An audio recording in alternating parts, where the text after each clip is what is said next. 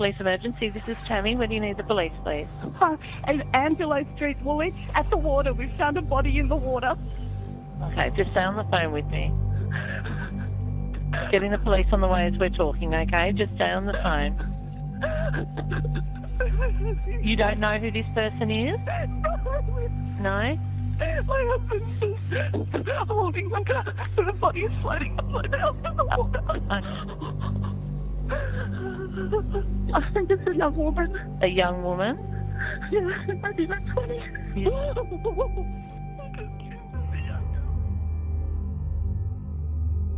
Minggu pagi, Christine Baird dan suaminya baru saja akan memulai olahraga dayung di Sungai Lane Cove dan lalu dikejutkan dengan benda mengapung di dalam air yang mereka curigai sebagai mayat wanita muda. Christine menghubungi polisi, sementara suaminya menepikan mayat wanita muda yang tampaknya terdapat seperti benda berat terikat dalam tubuh wanita itu. Kemungkinan benda berat itu untuk menjaga agar tubuh mayat tidak muncul ke permukaan. Polisi menduga kematian wanita tersebut mungkin bukan kecelakaan, dan penegak hukum setempat segera memulai pekerjaan untuk mengidentifikasi mayat wanita muda ini. Setelah tim forensik bekerja selama berjam-jam tanpa lelah, terindikasi bahwa identitas tubuh wanita muda itu adalah Cecilia Haddad. Pertanyaannya adalah, mengapa tubuhnya dibuang ke sungai dan tentunya, siapa yang melakukan perbuatan keji tersebut?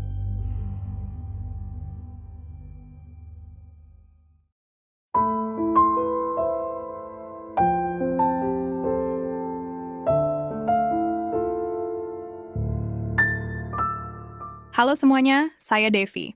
Hari ini kita akan membahas kasus gila lain yang begitu mengerikan sekaligus membingungkan yang terjadi di Sydney, Australia pada tahun 2018 silam. Saya ingatkan kembali bahwa kisah yang ada dalam video ini adalah berdasarkan kisah nyata, bukan film. Jadi, langsung saja, mari kita bahas.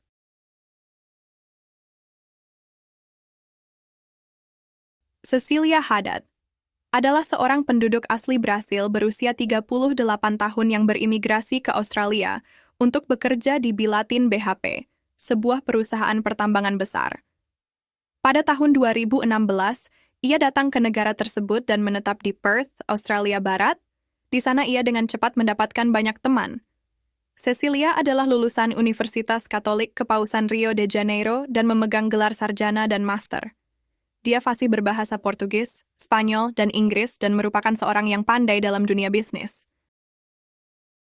Selama masa jabatannya di Perth, Cecilia memiliki kehidupan yang sibuk. Dia membangun karier untuk dirinya sendiri tetapi masih meluangkan waktu untuk bercengkerama dengan teman-temannya. Dia menjalani gaya hidup yang sangat aktif dan juga menjadi sukarelawan secara intensif. Memiliki pernikahan singkat yang berakhir dengan perceraian. Dia tetap berhubungan dengan banyak temannya, meskipun dia pindah jauh dari Perth ke Sydney di New South Wales untuk menjalankan bisnis opportunity. Di tahun-tahun berikutnya, dia sering menghabiskan waktu bepergian bersama teman-temannya di Perth. Dia telah mengambil pekerjaan dengan Pacific National di Sydney dan memanfaatkan waktunya sebaik-baiknya. Di sana, dia juga memanfaatkan keahliannya di bidang logistik industri dan internasional untuk mendirikan bisnisnya sendiri sebagai konsultan bisnis. Dia tinggal di apartemen yang bagus di Ryde, tidak jauh dari saluran air Coes yang membentuk kawasan pelabuhan Sydney yang besar. Dia juga terus bekerja di dalam komunitas sukarelawan sebagai penggalang dana untuk yayasan anak-anak kelainan jantung dan juga sebagai pekerja pendukung untuk layanan disabilitas. Entah bagaimana dia menemukan waktu untuk jatuh cinta dan memulai hubungan pada tahun 2017. Dia bertemu dengan seorang pria bernama Mario Marcelo Santoro, 44 tahun. Dia juga seorang profesional yang berasal dari Rio de Janeiro. Dia bekerja sebagai seorang insinyur dan tampak sukses juga. Minat dan latar belakang mereka yang sama membuat mereka cocok. Santoro bahkan sering bermalam di apartemen Cecilia, sering bepergian bersama dan tampaknya bersenang-senang satu sama lain. Perjalanan cinta, keduanya pada awalnya berjalan dengan baik. Tetapi, seiring berjalannya waktu, sepertinya hubungan mereka tidak berjalan dengan baik. Cecilia menceritakan kepada teman-temannya saat berkunjung kembali ke Perth bahwa hubungan itu tidak sesuai dengan keinginannya, ditambah Santoro sedang bermasalah dengan pekerjaannya, atau dengan kata lain dia menumpang hidup dengannya. Teman-teman Cecilia meminta agar dia mengakhiri hubungan itu dan memintanya untuk berkemas dan pindah dari sana. Temannya, Carol Camara dan Rita Marasil, mengatakan bahwa Cecilia tidak takut pada Santoro dan tidak mungkin dia akan pergi dari apartemennya. Dia berkata bahwa Santoro pernah berbuat kasar padanya. Setelah beberapa minggu terjadi pertengkaran yang tak berujung, Cecilia akhirnya memberitahu Santoro bahwa mereka sudah selesai. Dia meminta kunci apartemennya kembali dan mengatakan kepadanya, sudah waktunya mereka berpisah. Tetapi pada kenyataannya, Santoro sepertinya tidak mau berpisah dengan Cecilia dan mencoba cara apapun agar hubungan itu kembali. Dia memohon kesempatan balikan lagi, dan hal ini sering memicu pertengkaran.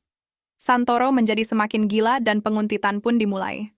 Dia mulai memata-matai aktivitas Cecilia kemanapun dia pergi. Cecilia mulai menghabiskan malamnya di rumah teman-temannya di Sydney atau di hotel dengan perasaan bahwa dia merasa Santoro terus-menerus mengawasinya. Cecilia mulai jarang menyalakan lampu agar Santoro mengira dia sedang tidak ada di rumah. Cecilia merasa semakin takut karena ketika dia pulang ke apartemennya, kondisi barang-barang di sana seperti ada yang berpindah dan ada lagi barang lain yang berantakan. Dia sadar bahwa Santoro mungkin secara sengaja menduplikasi kunci apartemennya. Teman-teman Cecilia mendesaknya untuk segera pergi dari sana atau menghubungi polisi tetapi dia tidak melakukannya, karena dia yakin Santoro tidak akan melakukan hal-hal buruk padanya. Santoro mengabarkan padanya bahwa dia akan kembali pulang ke Rio de Janeiro untuk melupakannya, dan dia mengaku menyadari bahwa perilakunya sudah melampaui batas kewarasan. Mungkin itu hanya taktik Santoro untuk menarik simpati dan perhatian Cecilia. Dia meminta bantuan terakhir kepada Cecilia apakah dia bersedia mengantarnya ke bandara pada hari Minggu tanggal 29 April nanti.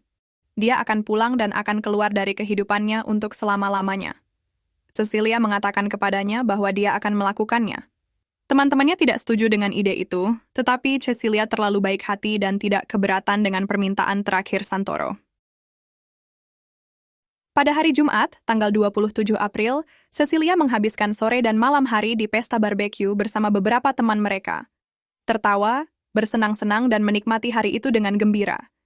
Lalu dia kembali ke apartemennya malam itu dan tidur nyenyak. Keesokan paginya, dia menghabiskan waktunya antara pukul 8 hingga pukul 9 untuk berkirim pesan dengan teman-temannya, baik yang berasal dari Sydney maupun di Perth.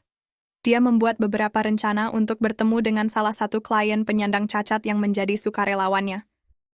Tetapi, setelah pukul 10, dia tidak pernah muncul dan berhenti membalas telepon dan mengirim pesan teks. Teman, rekan kerja dan sukarelawan Cecilia percaya bahwa dia sangat bisa diandalkan, jadi kemana dia menghilang. Ibunya menerima pesan WhatsApp dari Cecilia hari itu, yang mengatakan bahwa dia akan berangkat ke Blue Mountains untuk liburan sebentar, dan akan menghubunginya kembali ketika dia kembali ke rumah. Pesan itu ternyata bukan diketik oleh Cecilia, melainkan oleh Santoro yang menggunakan ponsel Cecilia yang saat itu sudah tidak hidup lagi. Sabtu sore, ibunya dan teman-temannya sudah kehilangan kontak dengan Cecilia, hingga pada hari Minggu sekitar jam 10 pagi, sepasang suami istri pendayung kayak melaporkan penemuan mayat di sekitar Sungai Lane Cove yang teridentifikasi sebagai tubuh Cecilia Haddad. Penyidik menyimpulkan bahwa Cecilia Haddad adalah korban pembunuhan. Penyelidikan pembunuhan segera dimulai yang dipimpin oleh detektif polisi New South Wales John Edwards dan Hannah Baker. Tidak butuh waktu lama, penyelidik segera memeriksa teman dan tetangganya, mencoba untuk menemukan petunjuk mengenai siapa yang mungkin telah membunuhnya. Teman-teman dan keluarga segera menuding Mario Marcelo Santoro, yang paling mungkin melakukan semua itu. Mereka semua memberikan rincian hubungan tersebut karena mereka teman dekatnya.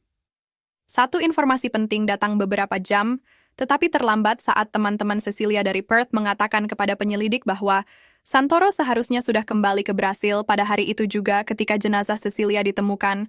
Teridentifikasi bahwa Santoro dengan tenang berjalan melalui bandara di Sydney, dia telah check-in dan naik ke pesawat dan keluar dari negara itu. Hal ini menciptakan dilema yang sangat sulit bagi polisi Australia. Seandainya Santoro berada di Australia, mereka bisa saja menangkapnya dan membawanya untuk diinterogasi. Penyelidikan mereka terhambat setelah dia keluar dari yurisdiksi. Masalah yang lebih rumit adalah salah satu pasal tertentu dalam konstitusi Brasil, secara khusus melarang negara tersebut untuk mengekstradisi siapapun ke negara lain dalam keadaan apapun setelah Perang Dunia Kedua. Santoro akan mendapat manfaat dari ketentuan ini. Penyidikan semakin sulit untuk mengadili Santoro perihal pembunuhannya terhadap Cecilia. Brazil tidak akan mengekstradisi warganya dalam kondisi apapun, mereka akan menangkap dan mengadili sendiri penjahat yang terlibat atas nama negara lain.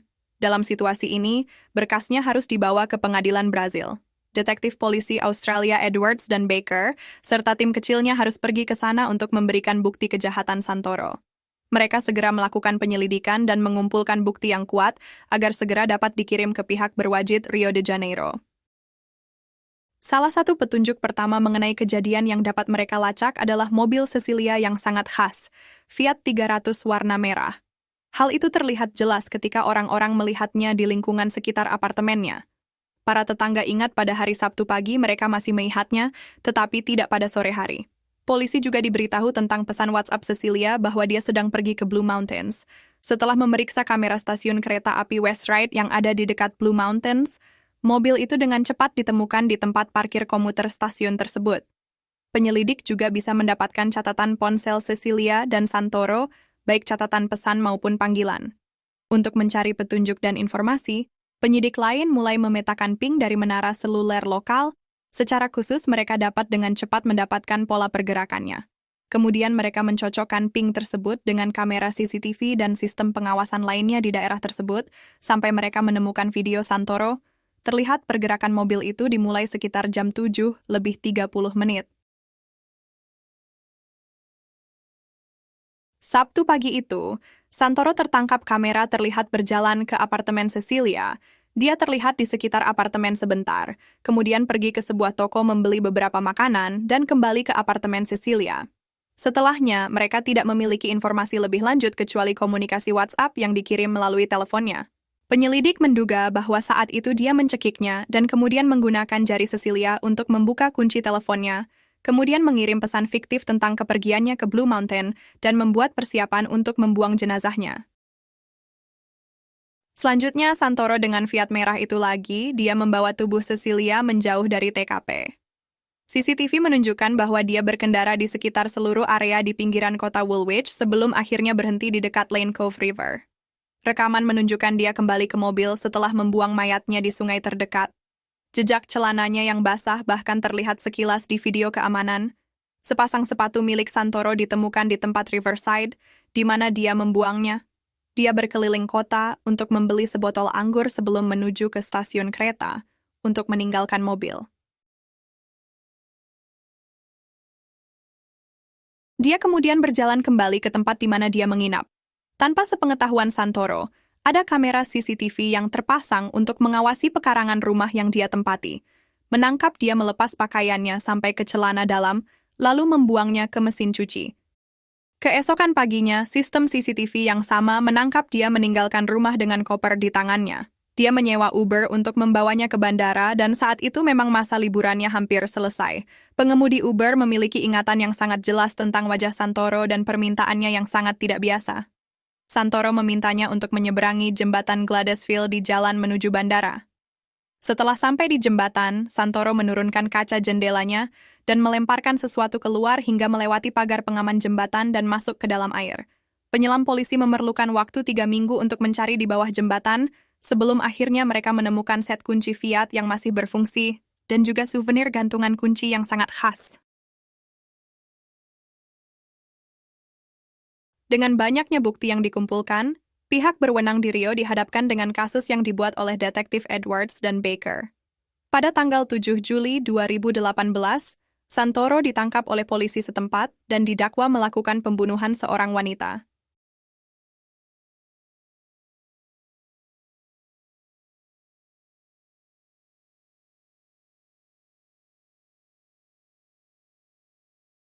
Hidup Santoro jauh lebih sulit karena ia ditahan di penjara Benfica di Rio de Janeiro. Penjara yang terkenal penuh sesak.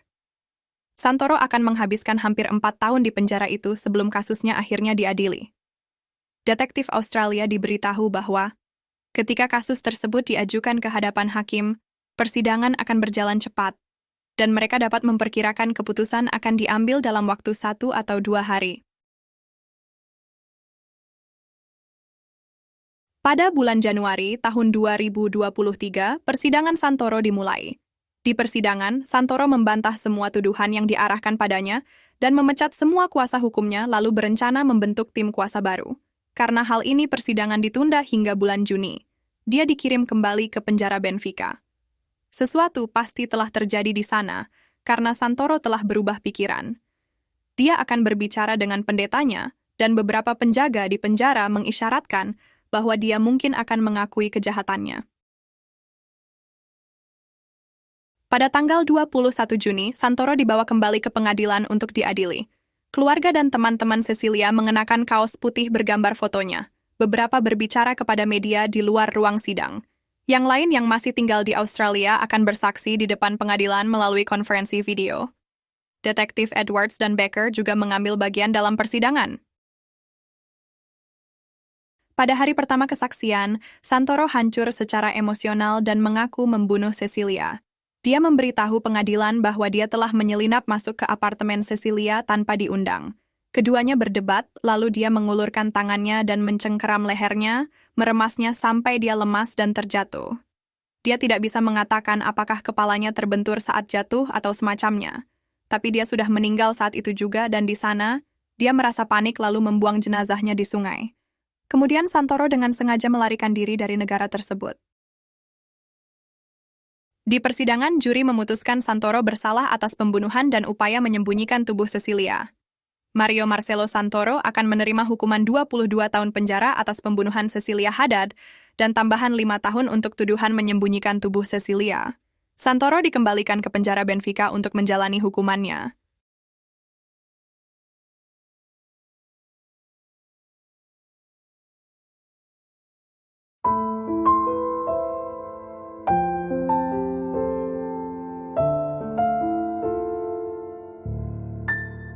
Demikianlah guys kisah tragis yang dialami Cecilia Haddad, wanita aktif yang baik hati dan ringan tangan, tetapi harus berakhir tragis oleh mantan kekasihnya sendiri. Dari kisah ini, semoga kita bisa mengambil sisi positif agar kita terhindar dari hal-hal yang merugikan diri sendiri dan orang lain. Jika Anda menikmati video ini, jangan lupa klik tombol subscribe-nya. Terima kasih. Bye-bye.